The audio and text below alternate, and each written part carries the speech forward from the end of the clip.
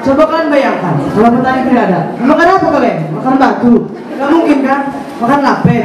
Bolehlah makan lapet. Tapi kalian tahu nggak? Kalau yang itu bahannya dari mana? Itu semua petani yang nanam saya. Salah, betul.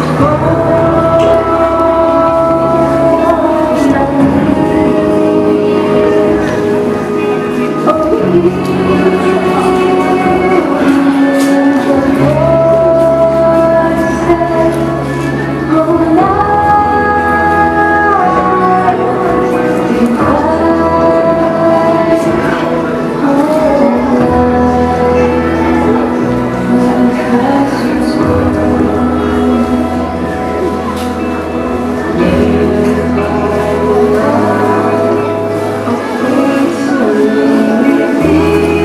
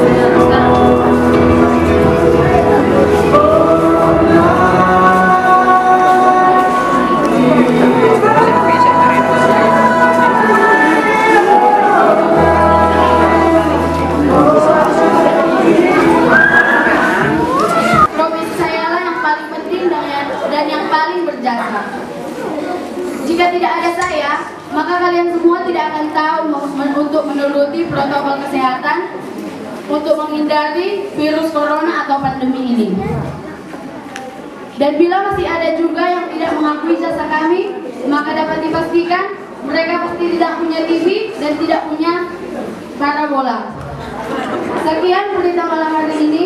Saya melaporkan dari Gereja GKPS Dolok Maraja. Selamat malam dan sampai jumpa di Natal tahun depan. Aku adalah seorang presiden negara ini. Namanya sudah jadi kepala, mengatur semua kebijakan yang ada. Full presenter, bertanya sedikit dan hebat. Lihat dulu aku siapa, presiden. Biar kalian tahu ya, saya tiap hari kerja potong patik sana kemari. Pagi harus meeting di Amerika, dan sore harus tukar tangan di 3 Liga. Dan malam ini saya datang buat kalian semua. Dan jika tidak ada presiden, apa kata dunia? Itu. Maka terima kasih kepada presiden. Merdeka.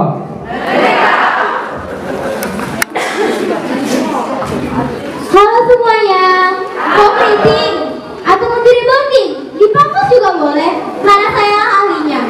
Mungkin kalian semua nggak sadar sama jasa-jasa kami pada tukang salon, khususnya para wanita-wanita. Tahu kan bilang makasih. Sebab kalau kalian mau nikah nanti, datangnya sama siapa? Tukang salon kan? Gak mungkin lah kalian datang buka pas-pasan kayak gitu ke pelaminan. Kau nggak waris suami kalian itu. Ini buat mau Natal, ini buat Natal datangnya kemana? Tukang salon kan? Makanya jadi cantik udah mau kakak. Buat presiden kalian, kau susah keras ya. Kau bisa pilih di depan kamera. Karena apa? Kamu cantik. Terus kayak apa lagi tuh ya? Jadi elegan gitu. Buat presiden juga ada pernah aku pegang kepalanya. Jadi kau suka apa? Kesempatan datang ke sini, kesempatan datang ke sini. Kau suka datang kenapa rupanya? Jadi di sini yang jelas siapa yang paling penting? Aku, tukang salon.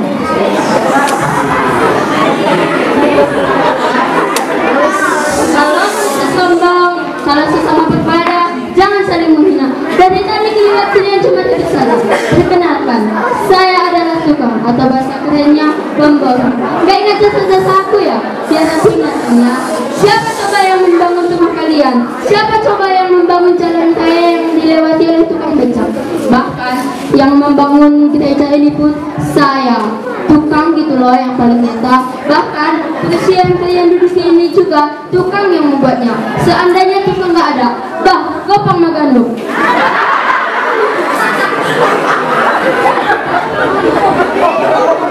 Selamat malam buat kita semua.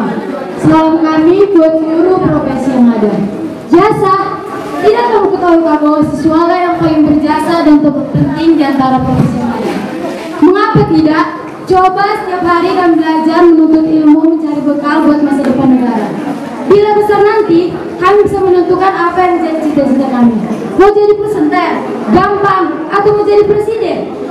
Kecil, sekedok mata diubahnya. Coba bayangkan kalau siswa tidak ada. Siapa yang meneruskan perjuangan pahlawan? Siapa yang menggantikan pejabat sekarang? Ayo dah, asal dari pikiri, halali ada dapat berjasa itu.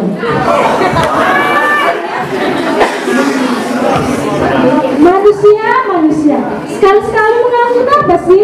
Masa kalian lupa sama suara yang selama mimpi kalian? Kalian lupa sama sapi romo? Seharusnya kalian itu ngaca dong, ngaca. Kalian pintar karena siapa? Dan kalian juga bisa bekerja karena siapa? Guru kan? Nah, itu tahu. Dulu, jangankan mengajari untuk membaca dan menulis. Bahkan, menghapusingusmu pun sering saya lakukan ketika kamu dengan SD. Masih kurang cukup atau pura-pura gak ingat? Memang, itulah kebanyakan manusia zaman sekarang. Lupa kulit akan kacangnya. Sama saja itu. Intinya, saat butuh menangis. Tapi, kalau susah, itu pun aku gak les. Kamu jangan bingung, dari tadi kalian bicara tentang jasa. Aku juga ada. Coba kalian bayangkan, kalau petani tidak ada, makan apa kalian? Makan batu? Gak mungkin kan? Makan lapet? Boleh lah makan lapet. Kalian tahu nggak? Kalau yang bahannya dari mana? Itu semua petani yang nanam saya. Salah, benar. Becak, guru, bisa kalian kerja kalau nggak makan. Makanya kalau ngomong dipikir dulu dong. Yang ada, kalau petani mau kerja, kalian bakal mati satu persatu karena kelaparan. Jadi, petani yang berjasa di muka bumi ini.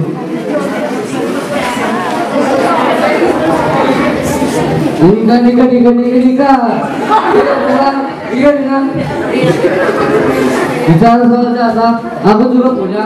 Kenapa saya berkata demikian? Sebab saya yakin semua orang yang ada di sini ini telah merasakan jasa-jasa kami. Biarpun hanya seorang nelayan, namun tugas kami mulia adanya. Hidupmu udah dekis di langit.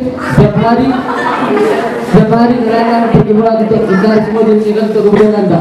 Sudah pora-pora, kasibau, paus, gunung, ketenek, bahkan garam yang ada di rumah kami itu nelayan juga yang mencarinya. Bayangkan kita makan tanpa garam dan ikan, hambar. Jadi nelayan juga berjasa kan?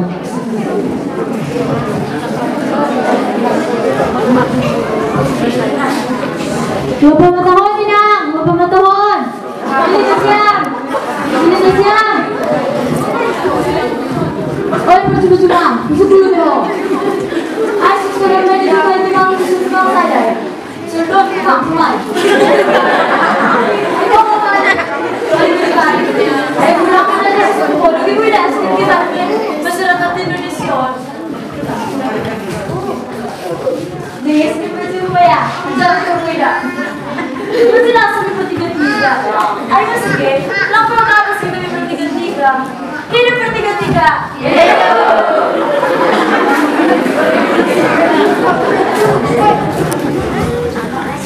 Tanya anak-anakku, apa sih yang kalian permasalahkan? Masalah jasa? Gak salah tuh. Tidak kamu semua tahu siapa yang lebih jasa? Hei semua profesi yang ada di muka bumi ini, janganlah kalian bersombong diri. Apa kalian semua lupa sama jasa orang tua kalian? Ibu yang telah mengandung kalian selama 9 bulan, melahirkan kalian semua dengan taruhan nyawa loh. Coba kalau orang tua nggak ada, apakah kalian semua bisa jadi manusia? Jadi orang tua yang terbaik.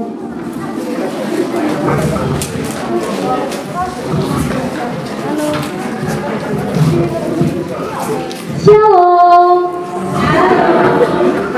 Saudara-saudara yang terkasih dalam nama Tuhan Yesus Kristus, mari sejenak kita renungkan.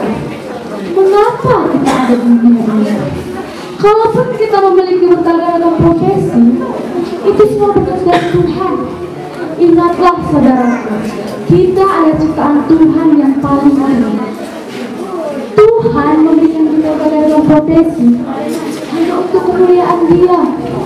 Karena itu, rendahkanlah dirimu di hadapannya agar engkau ditinggikan. Seperti yang tertulis dalam firman Tuhan dalam nas Alkitab Yakobus 4 ayat 10. Rendahkanlah dirimu di hadapannya, maka engkau akan ditinggikan. Dan dalam Amsal 3 ayat 5 sampai 7.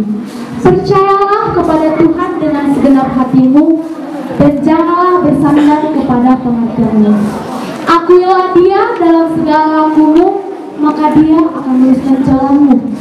Takutlah akan Tuhan dan jauhilah kejahatan. Kiranya damai sejahtera bagi kita semua. Amin.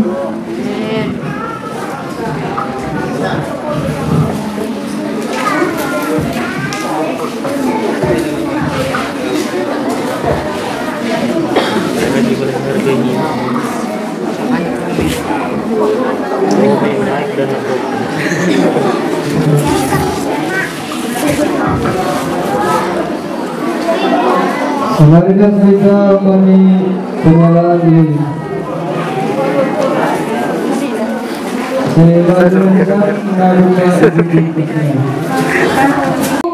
Sampai selama-lamanya dan kerajaannya tidak akan berkesudahan. Lalu Maria berkata, bagaimana hal itu mungkin terjadi? Karena aku belum bersuami. Lalu malaikat satu berkata, Roh Kudus akan turun atasmu dan kuasa Allah yang Maha Tinggi akan menaungi engkau.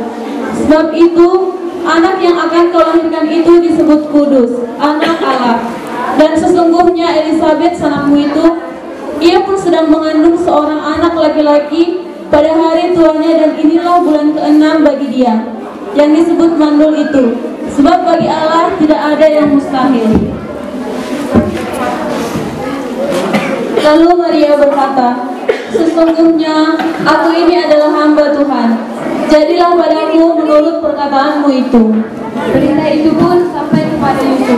Setelah Yusuf mengetahui Maria hamil, Yusuf pun berpikir bahkan ingin meninggalkan Maria dan Maria. Tetapi ketika ia mempertimbangkan maksud itu, Yusuf pun tertidur. Kemudian malaikat Tuhan nampak kepadanya dalam mimpi dan berkata, Malaikat satu berkata, Yusuf, anak Daud, janganlah engkau takut mengambil Maria sebagai istrimu, sebab anak yang di dalam kandungannya adalah dari Roh Kudus. Ia akan melahirkan anak laki-laki, dan engkau akan menamakan dia Yesus, karena dialah yang akan menyelamatkan umatnya dari dosa mereka. Yusuf pun terbangun, kemudian Yusuf pergi menjumpai Maria.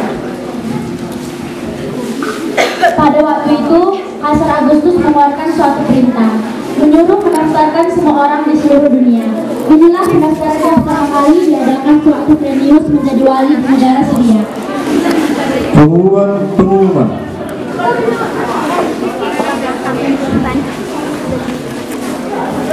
Semua orang supaya pergi ke negerinya masing-masing untuk mendaftarkan diri. Maka pergilah semua orang mendaftarkan diri, masing-masing di kotanya sendiri. Demikian juga Yusuf pergi dari kota Nazaret di Galilea ke Yudea, kota Daud yang bernama Bethlehem, karena ia berasal dari keluarga keturunan Daud, supaya hidup bersama-sama dengan Maria tunangannya sedang mengandung. Ketika mereka tiba di kota Daud, mereka mencari penginapan karena Maria akan melahirkan. Tetapi semua menolak mereka karena Yusuf tidak memiliki uang atau harta untuk membayar penginapan.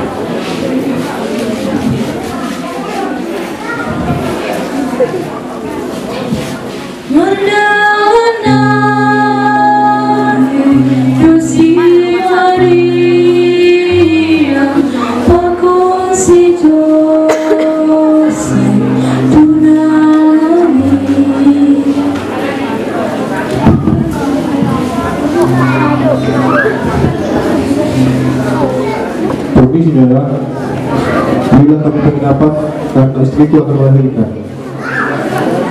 Bagus, apa ada uangmu atau hartamu untuk membayarnya? Tidak ada, tapi tolonglah, karena Hahaha, sialan, pergilah. Orang sepertimu tidak layak ke rumahku. Lalu Yusuf dan Maria mencoba ke rumah kedua.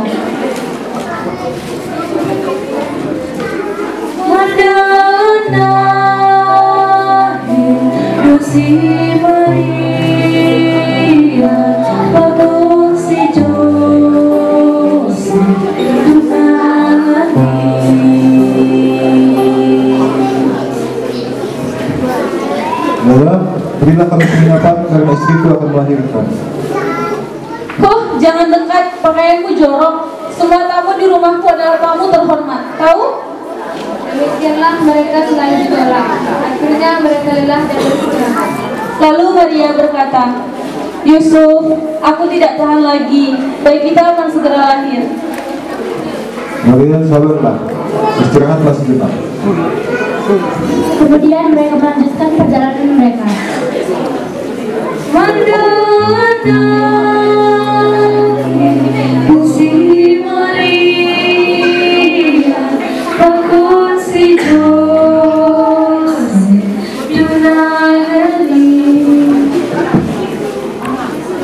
Nyonya, bolehkah kami menginap di tempat ini, Nyonya? Istriku akan melahirkan. Maaf, saya tidak memiliki penginapan yang kosong lagi buat kalian. Silakan mencari penginapan yang lain. Ketika Yusuf dan Maria pergi, pemuda perempuan tersebut memanggil mereka. Hei, saya memiliki tempat yang kosong, tapi ada di belakang sana, yaitu kandang domba. Kalau kalian mau, silakan menempatinya. Tidak apa-apa, Nyonya, sebab anak kami akan lahir. Ketika mereka tiba di situ, tibalah waktunya bagi Maria untuk bersalin, dan ia melahirkan seorang anak laki-laki, anaknya yang sulung. Lalu dibungkusnya dengan mangkin dan membaringkannya dalam palungan, karena tidak ada tempat bagi mereka di rumah penginapan. Di daerah itu ada gembala-gembala yang tinggal di padang menjaga kawanan ternak mereka pada gembala. Tiba-tiba berdirilah seorang malaikat lihat di atas daerah, dan kemudian Tuhan bersinar mengikuti mereka. Mereka sangat ketakutan. Lalu kata malaikat itu kepada mereka, Jangan takut, sebab sesungguhnya aku memberitakan kepadamu kesukaan kemenangan besar untuk seluruh bangsa. Hari ini telah lahir bagimu Juru Selamat, yaitu Kristus, Tuhan di kota Daud. Dan inilah tandanya, kamu akan menjumpai seorang bayi dibungkus dengan lampin dan terbaring di dalam palungan. Setelah malaikat-malaikat itu meninggalkan mereka dan kembali ke surga, gembala-gembala itu berkata seorang kepada yang lain, Suara apa itu? Kita pergi ke kota Daud, ke kandang. Seorang bayi berlawak terjanji. Marilah kita pergi ke Bethlehem untuk melihat apa yang terjadi di sana, seperti yang diberitahukan Tuhan kepada kita. Sesudah Yesus dilahirkan di Bethlehem, kota Galilea, pada zaman Raja Herodes, datanglah orang-orang Majus dari timur ke Yerusalem dan bertanya-tanya, Di manakah dia? Raja orang Yahudi yang baru dilahirkan. Kami telah melihat bintangnya di timur, dan kami datang untuk menyembah dia. Lihat bintang itu. Ayo kita pergi ke sana untuk menyembah dia, Sang Juru Selamat. ketika mereka menjumpai Maria dan Yusuf dan bayi itu yang sedang berbaring dalam palungan. Ketika para gembala dan orang-orang Majus melihat bayi itu, mereka menyembah dan memberikan persembahan mereka sambil berkata, Aku tahu apa yang bisa aku berikan untuknya. Aku akan memberinya emas karena dia adalah raja. Hadiahku istimewa. Aku akan memberikanmu, dia adalah Sang Juru Selamat. Hadiahku adalah kemenangan. Ayo kita letakkan di kota istimewa, karena dia adalah putra Allah. Penyelamat kita ialah Allah yang telah menjadikan dirinya sama dengan manusia, yang turun ke dalam dunia ini di dalam Tuhan Yesus Kristus. Dia mengasihi kita dengan kasih yang tidak terbatas, dan dia berkenan tinggal di antara kita dan memberi tentunya untuk kebaikan kita. Damai sejahtera Natal untuk kita semua. Amin. Untuk apa kita peduli? Bukankah untuk uang kita bekerja? Jadi, mengapa kita harus berbagi? Malam itu sangat lemah dan kecil. Seorang bayi lahir di palungan. Anak itu sangat rendah hati. Seorang putra raja hadir pada malam itu, membawa kado terindah dari dunia. Lalu apa pernah kita bertanya, mengapa dia melakukannya? Kenapa dia peduli? Untuk apa dia hadir di antara manusia? Apa yang sebenarnya kita takutkan? Saat ini bumi kita sedang dilanda pandemi yang besar, masuk secara tiba-tiba, menghancurkan banyak negeri, membuat kekacauan di mana-mana. Kita risau akan masa depan, takut mengecewakan orang lain, hingga kita lupa akan batas. Mabuk, narkoba, pergaulan bebas, sungguh kelam. Tidak ada lagi damai di dalamnya. Ketenangan lenyap. Semuanya hanya kesenangan sesaat. Dunia seakan berhenti. Kehidupan yang tentram kini tinggal kenangan. Kematian seakan mengikuti setiap langkah. Ketakutan akan kematian semakin merambah. Yesus hadir ribuan tahun yang lalu, dan juga malam ini, dan setiap hari. Ia selalu hadir di setiap hati, mengajarkan tentang kasih dan bagaimana kita harus berbagi. Bukankah kita juga hadir malam ini, membuka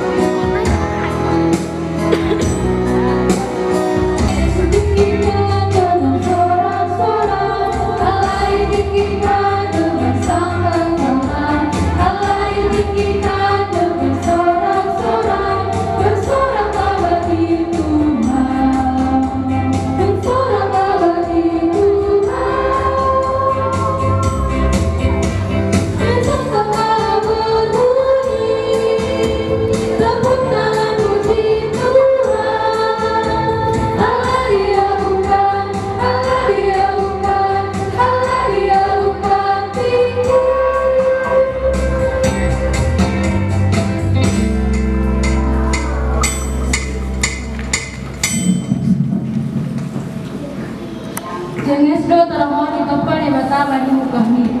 Alam semesta pasti semua hagaluan bani hagalun pangani. Iberi rumah kuasa bani jolma asa menonotkan ganuk tinopan niin. Tapi anggoy panjanita nonon, munggo dodolo pinajengesni tanohon. Haram bebas dodolo pelaknya maraka. Pangkoban nyai atau kemasan bencana alam. Kita hasoman, sunahado ang guban sa depan orang holi lang dong diba? Tentu gabi terancam ang boy kita noon. Lang boy memang musi, manidi, usor niligan pe kabilong puma. Tungguman naguri sa marujo gumbani hangkian.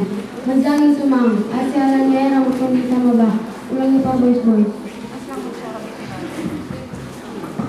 Sunahado ang guban sa depan orang holi lang dong diba? Milas mata noon yang tertarokon. Dok ay, lambe pertambah oksigen membayang boy terturikon haguluhan. Lambe tubuh poin-poin sa pangalang itinahan.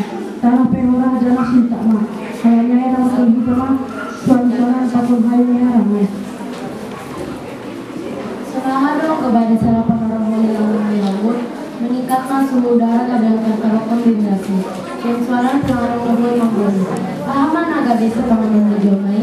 Ujungni kabiang masih ang datang. Halanyain ramah kami tamat tinupaniin. Kasi ulang masih ada perdalangan maguluhan ni tanaman. Sunahado ang guban sa pengarang holi nang nungbe pinang karumbangan bakal naligan. Nang nungbe mesin namang gonu, jangan sotoma buhay, organ namang maklay. Lumpuma maguluhan on na itanoon. Ay gabi.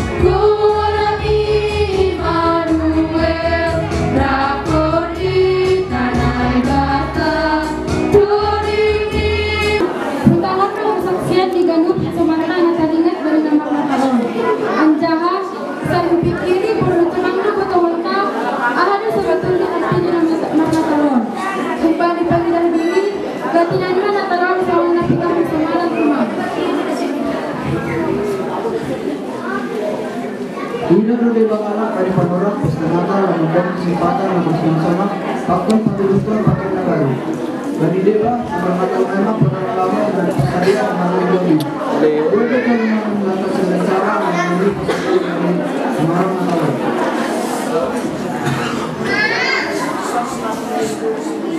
Adung dohong nga di bajona, ang gulungan dohong panorang natal, gabi patutukan pusok ni luhur do ay bani.